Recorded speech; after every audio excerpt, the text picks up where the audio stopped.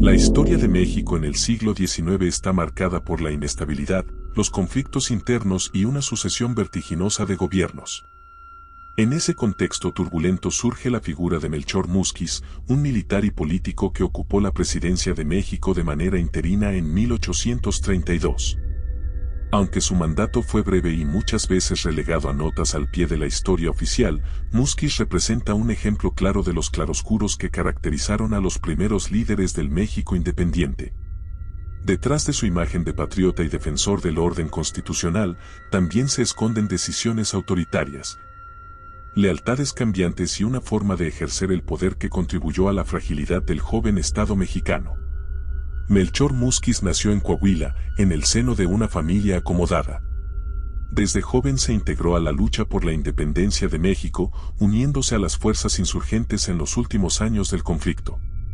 Como muchos militares de su generación, su carrera se forjó más en los campos de batalla que en las aulas, y su visión política estuvo profundamente marcada por la lógica castrense: orden, disciplina y obediencia.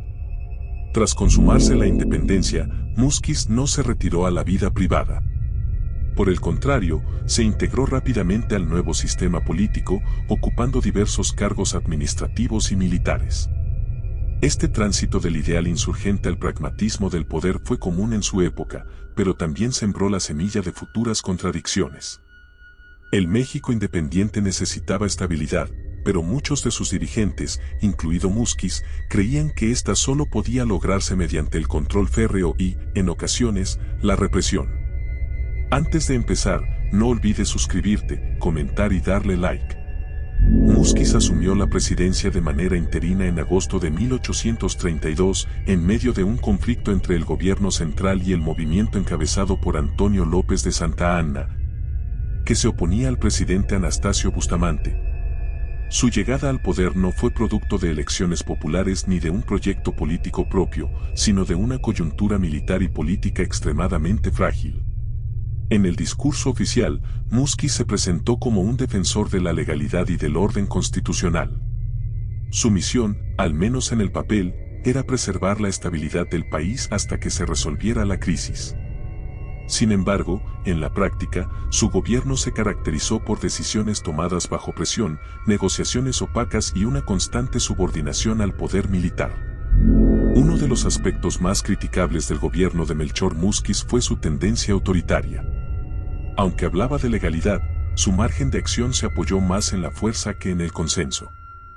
Durante su breve mandato, permitió y justificó medidas represivas contra opositores políticos, bajo el argumento de evitar el caos y la desintegración del Estado. Este lado oscuro no debe entenderse únicamente como una falla personal, sino como parte de una cultura política en la que el uso de la fuerza era visto como una herramienta legítima de gobierno. No obstante, Múzquiz fue partícipe activo de esa lógica, contribuyendo a normalizar la idea de que las armas podían imponerse sobre las instituciones civiles. Otro aspecto polémico de la figura de Múzquiz fue su ambigüedad ideológica.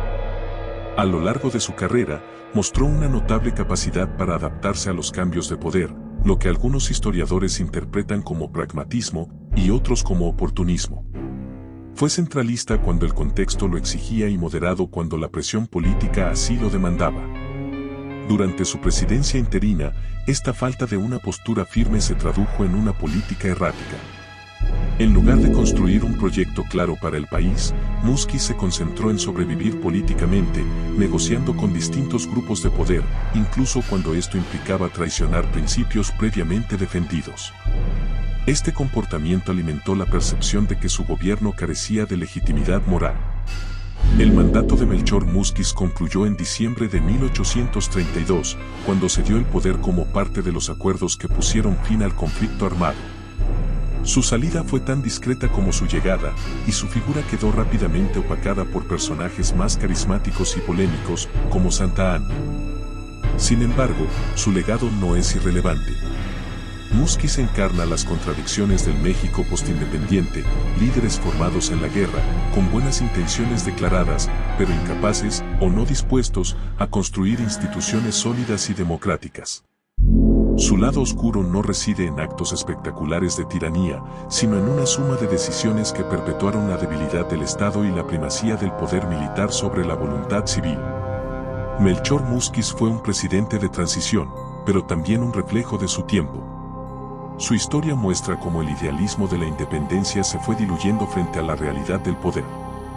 Al analizar su lado oscuro, el autoritarismo, la represión y el oportunismo político, no se trata de condenarlo de manera simplista, sino de comprender las raíces de muchos de los problemas que marcaron a México durante el siglo XIX. Recordar a Múzquiz es, en última instancia, una invitación a reflexionar sobre los peligros de justificar el abuso de poder en nombre del orden y la estabilidad, una lección que sigue siendo relevante en la actualidad. Yo me despido, no sin antes decir que sabemos y que creemos saber.